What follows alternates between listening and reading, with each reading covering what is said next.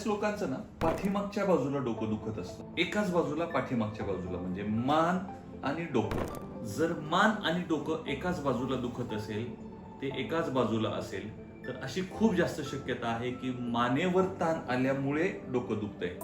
आणि हे बऱ्याचदा IT प्रोफेशनल किंवा ज्यांचा मोबाईलचा यूज जास्त आहे अशा लोकांच्या मध्ये कॉमन असतं. असं जर होत असेल तर त्याला सर्वायकोजेनिक हेडेक म्हणतात.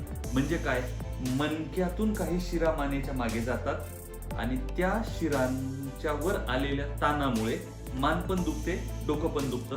अशा वेळी डोकेदुखीची ट्रीटमेंट ही मानदुखीची ट्रीटमेंट असते. म्हणजे मानेवर जर मानेच्या शिरांच्यावर जर आपण काम केलं, physiotherapy, dry needling, steam pod किंवा वेगवेगळ्या प्रकाराने, तर हे डोकं दुखायचं कमी होऊन जातं.